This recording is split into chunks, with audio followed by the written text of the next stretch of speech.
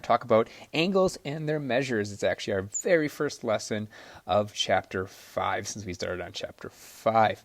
All right, we're starting off with measures of angles with degrees. You've seen this before in geometry, and you've probably heard of it before then. I mean, we're talking about 360 degrees. There's 360 degrees in a turn. You know, a planet has 360 degrees around it. 180 is half. But we're going to go into a little more detail on it. But just so you're aware, you've already heard it. And we're talking about the same thing, just degrees in a circle. And maybe you go around in a circle a few times. Okay, so let's go over some notation. So standard form of a rotation angle. In trig, the initial side of an angle lies on the positive x-axis, and the terminal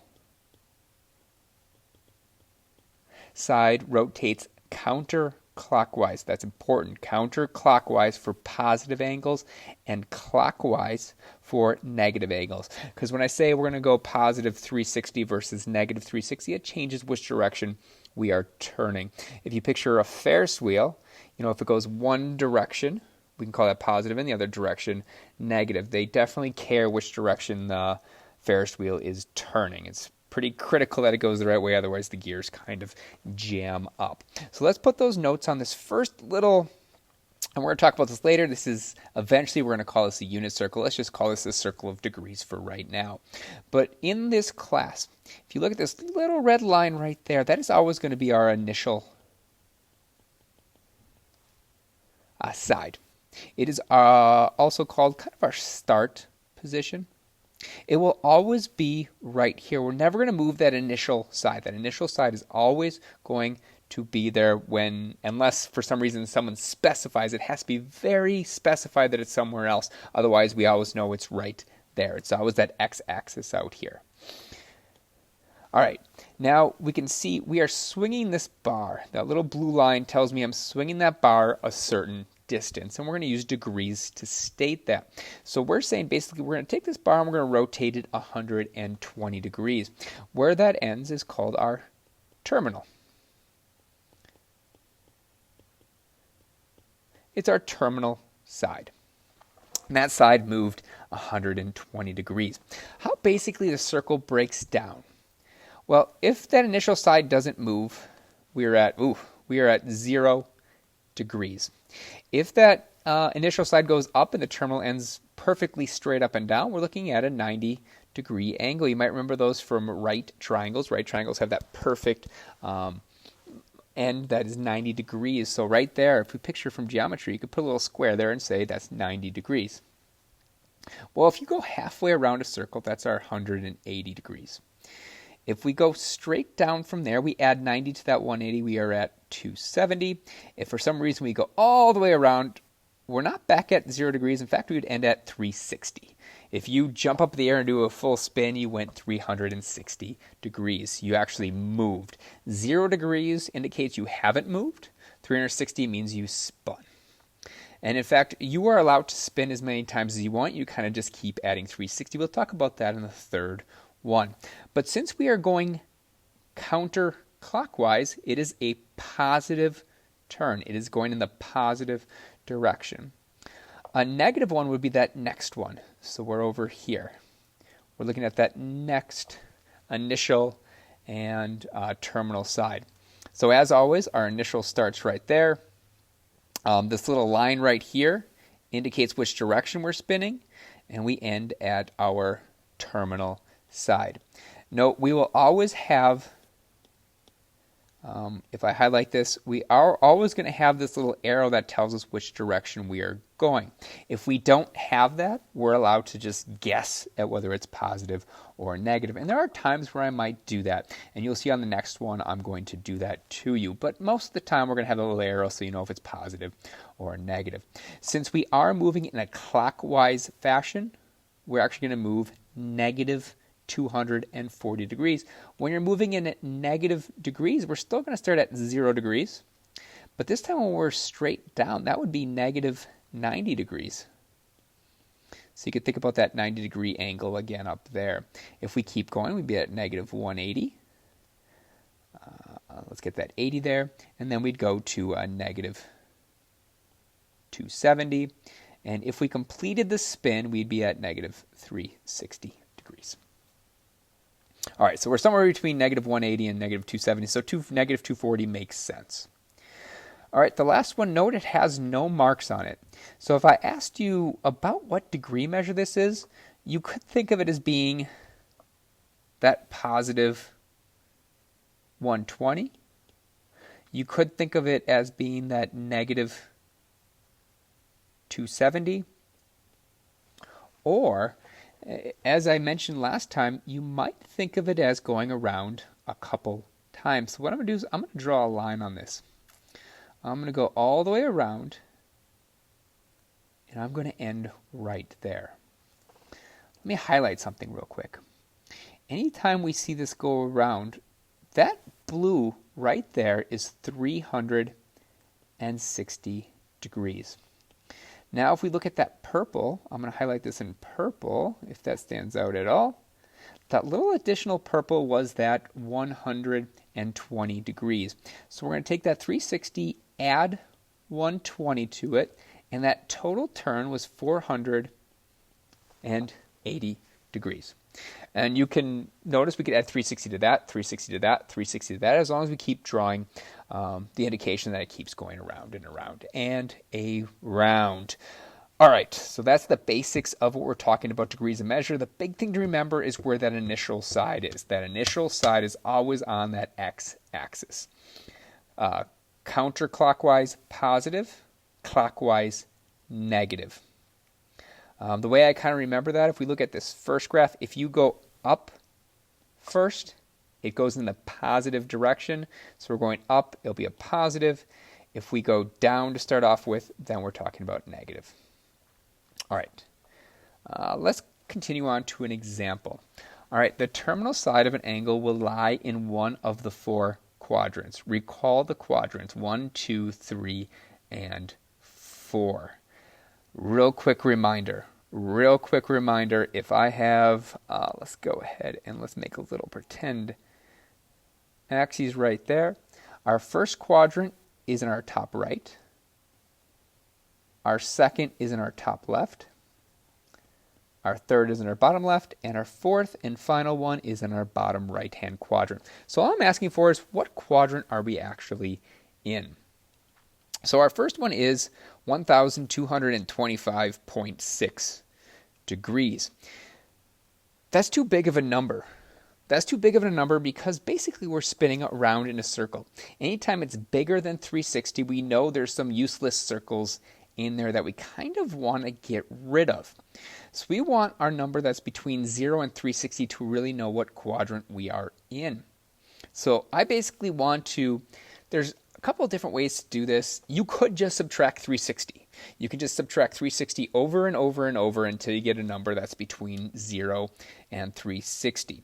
Very easy method. Take out your calculator and just subtract 360 over and over and over and over. The more mathematical, the more the book way is to just figure out how many 360s are in there. So how we would do that, we would take 360 and we'd see how many times that goes into 1225.6. Well, we're just going to look how many times it evenly goes into it. And that would be 3 times. I know it's going to be 3 point something, something, something, something, something, but we just care about the fact that it goes in 3 times. And that is because if we do 3 times 360, we'd end up with 1080, which means I can take that 1225.6. I can subtract 1080 from that, and I'm going to result in 145.6 degrees. So in other words, this 1225.6 spins around in the positive direction 3 times, and then it goes 145.6 degrees further. I will reiterate one more time. Unless you know how to do the method I just said pretty quickly, I can pretty much do this pretty quickly in my head. I just know how many times 360 goes into stuff. But a nice little shortcut is just take that 1225.6 and subtract 360 until you get a number between 0 and 360. I guarantee if you start right now with 1225.6 and you subtract 360, subtract 360, subtract 360, you will come up with that 145.6 as well. All right, let's go ahead and draw that. So we said there's going to be 3 rotations. There's going to be 3 rotations in the positive direction. Remember, your initial side starts right there. Then we're going to spin 3 times. So that'd be once, twice, 3 times. All right, then it's going to go 145.6 degrees more. I really don't care about the specifics. What I really care about is some key numbers, and that is the fact that straight up and down is 90 degrees. Over here is 180. Over here is 270. We have 0 degrees and 360 here. So when we tack on where we go next, we just know it's 145. Well, all I really care about is that it's between 90 and 180, because now I can draw kind of an estimate of where that terminal side is, and it's right there, which is in quadrant 2.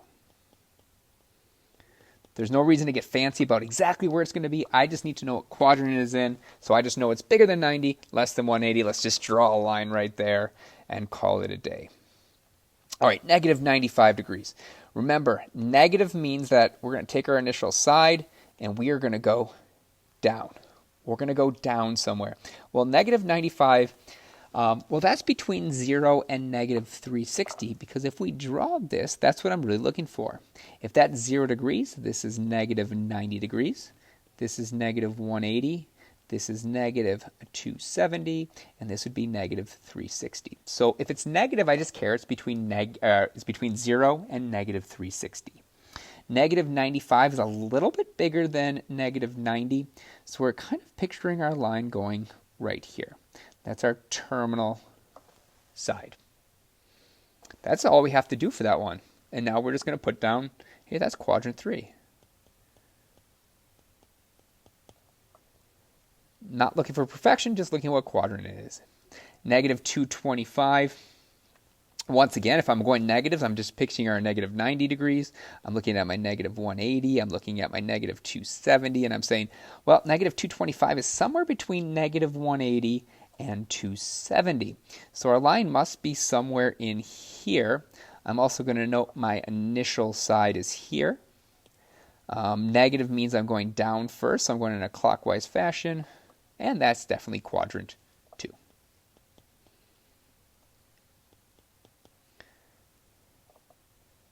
All right, that's what we got. That's how we determine what quadrant it's in. The hardest ones are really where it's too big, where I have to subtract my 360s from it over and over again. Okay, let's continue on. We're starting to build up something called the unit circle. If you remember in class, I kind of alluded to it on the board. We're going to start out with the most simple form of it. And these are going to be very specific degrees that you have to have memorized. All right, you need to have these degrees memorized. We're going to talk a moment in radians, and we're going to talk about specifics on it. So you're going to get a circle that looks kind of like this. And you're going to have to be able to label all of these points.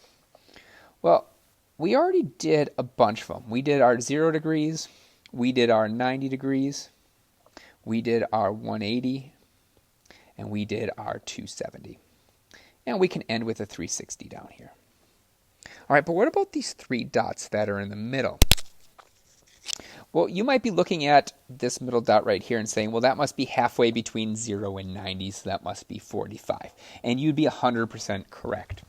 But I find it easier not to do that one first.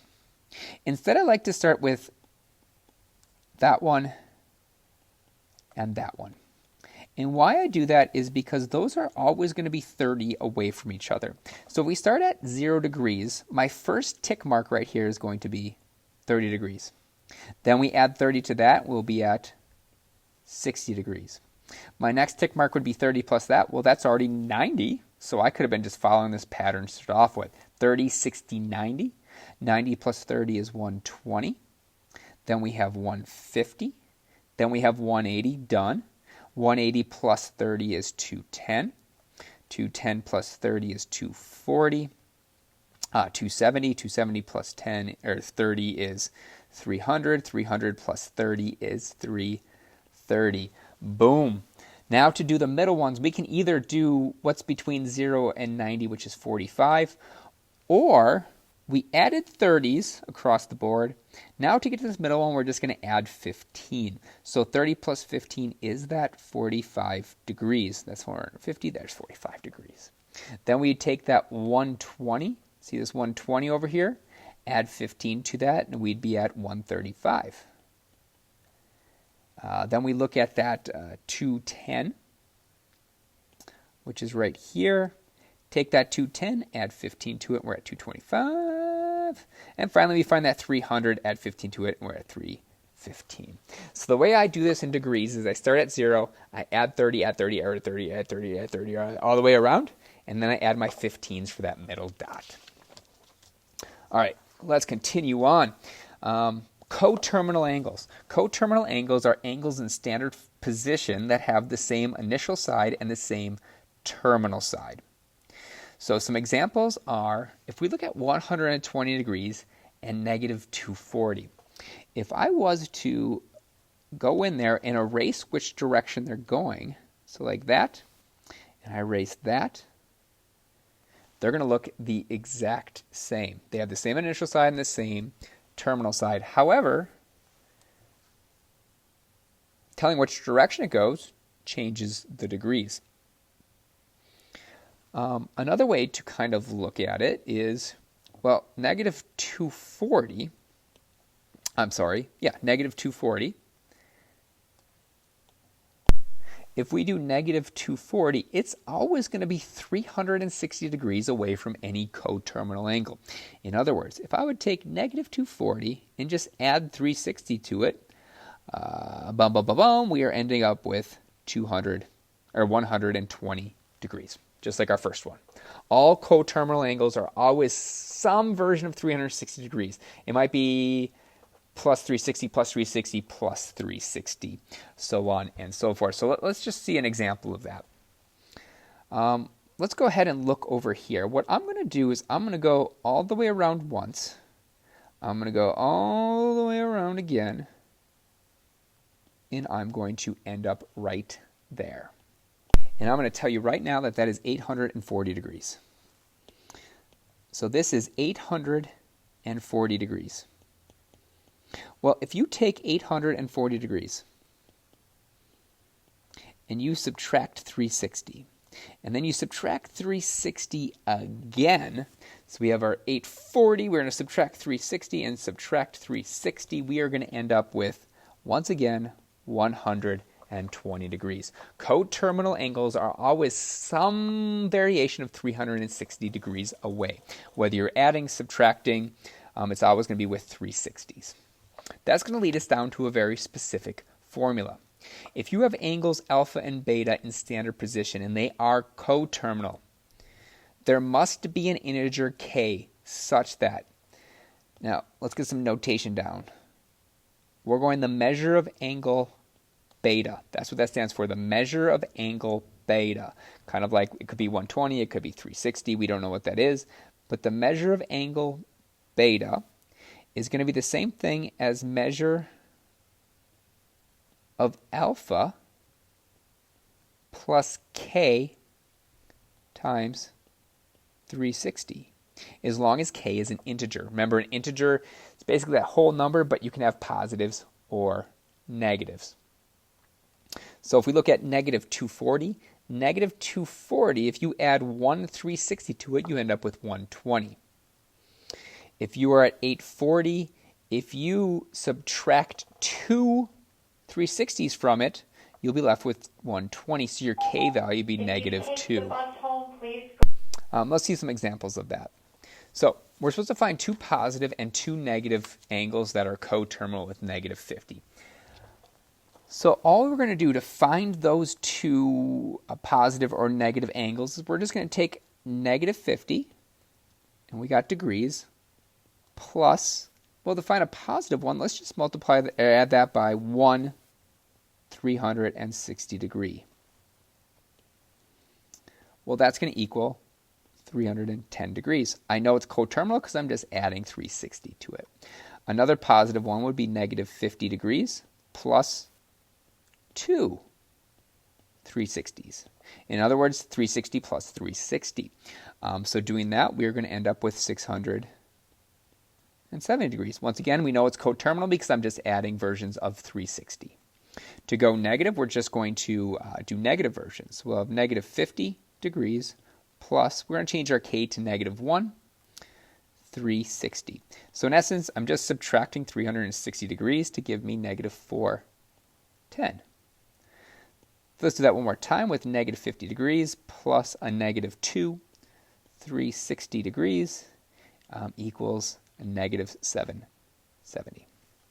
Once again, that formula is just saying how many times am I adding 360 or how many times am I subtracting 360. To be coterminal, I either need to add 360 a whole bunch of times or subtract 360 a bunch of times. Then we know it's coterminal. Our next example is going to be determine whether the angles in standard position with the given measures are coterminal. We're going to do kind of an easy version, and then we're going to start with kind of a more mathematical, slightly harder version. Not really hard, but some people kind of mess around with formulas and it messes them up. So we're going to start with the formula. Remember, the formula says, in order for them to be coterminal, the measure of angle beta is going to equal the measure of alpha plus k times 360. Remember, alpha and beta are just placeholders. It could be measure of angle 1, measure 2, measure 4. It could just be any measure. So any of the two measures, let's throw in the negative 170, must equal the measure of alpha, which is 190, plus k, which needs to be an integer, times 360 degrees. Now we're going to solve for k. So when we're solving for k, let's go ahead and subtract 190 from both sides to give me negative 360 equals k times 360. Divide both sides by 360, and we're going to end up with k equals negative 1. If k equals an integer, it is in fact coterminal. So that is an integer. So it's coterminal. If that turns out not to be an integer, which is, surprise, surprise, going to happen in the next one, it is not going to be coterminal. So once again, let's just pick one of the angles. It doesn't matter which one you pick. I'm going to go with 880 is going to equal 150. So it doesn't matter. We could have switched those and we came up with the exact same answer. 880 degrees equals 150 plus a k times a 360. Well, if we subtract 150 from both sides, we're going to end up with 730 equals 360 times k. Divide both sides, you're going to end up with 73 divided by 36 equals k. That is not an integer. An integer can't have decimals. So that is not an integer, so it's not coterminal. So like I said, I was going to tell you a slightly easier way. And it's not necessarily easier. I like this way. It works. It's formula. I love it. Move on. But for some of us that just want to have just a simpler form, what you can do, we know that coterminal, to be coterminal, you need to either be able to add 360 over and over or subtract 360 over and over and over. So if I wanted to shortcut this, all I would do is I would throw 150 in my calculator. I would add 360 over and over and over and over and see if it ever equals 180. It won't, so it's not coterminal. If we go back to the other one, if I take, let's take the smaller one, and I add 360 to it over and over and over again. In fact, if I just do it once, we're going to equal that 190, so they are coterminal. So a kind of shortcut method is just add or subtract 360 over and over and see if you can make the other angle. If you can, awesome, it's coterminal. If you can't, it's not coterminal. Make sure if you do this on the test, you tell me that you did that method so I can see some kind of work. All right, these are basically geometry terms that we won't spend a whole bunch of time talking about, but complementary are two positive angles. Are complementary if the sum is 90. They're supplementary if it equals 180. And then we got some information down here about an acute angle, obtuse, a straight angle, which is 180, a right angle is 90. And that's about all we're going to really talk about. It's mostly just geometry. We're not going to talk a whole bunch about that stuff, so don't waste a whole bunch of time memorizing it. All right, units of angle measure. Number one is what we've been doing today, and that is our decimal degree.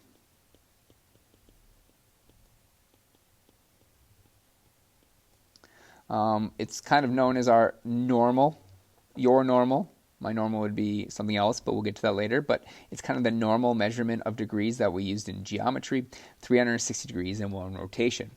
The new one we're going to learn right now is degree, minutes, seconds. Degree, minutes, seconds. It's a more exact way to measure angles. It's what you would do if you're building something, or you're flying, or you just need a very specific degree measure. Degrees go to decimals really quick. Degree, minutes, seconds keep things in whole numbers, even though we're really going into minute decimals. So let's talk about degree, minutes, seconds really quick. For degrees, there's 360 degrees in a rotation.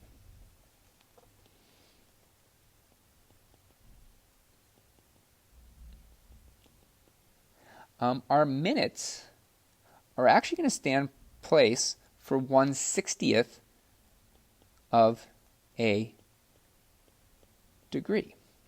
And then our seconds are actually going to be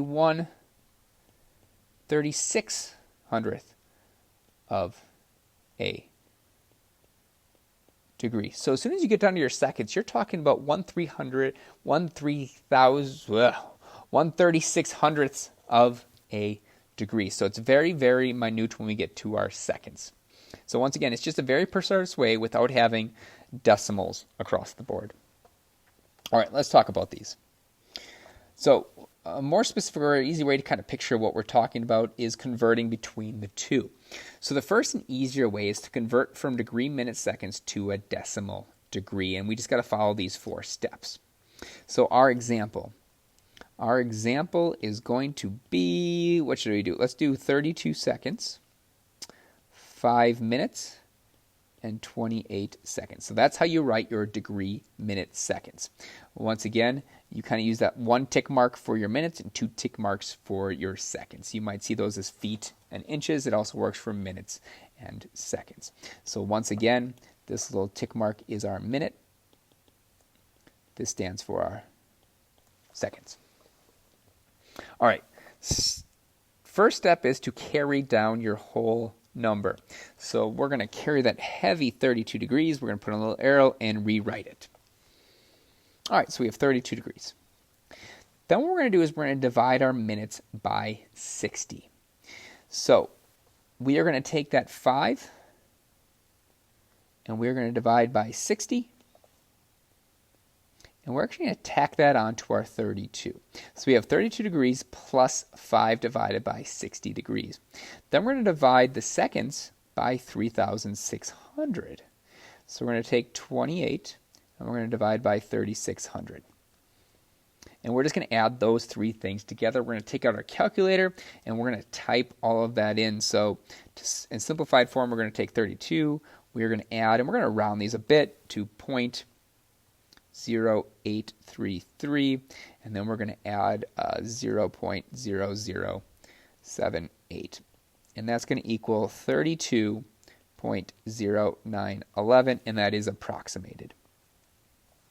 So once again, our degree, minutes, seconds would be 32 degrees, 5 minutes, and 28 seconds, where the decimal form is an approximated 32.0911.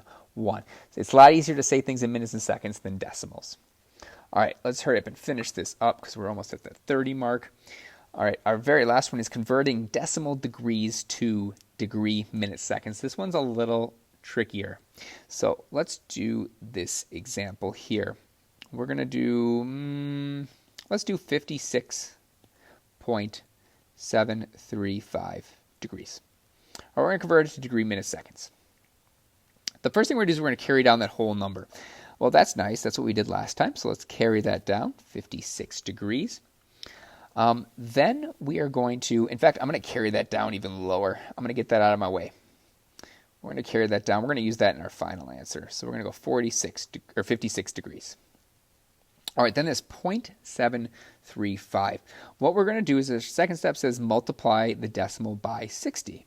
So we're going to take 0.735 and we're going to multiply that by 60. And that's going to result in 44.1. Now what we're going to do is we're going to take that whole number and put that in our minutes. So we're going to take that just the whole number, we're going to take that and put that guy right there. So we're at 44 minutes.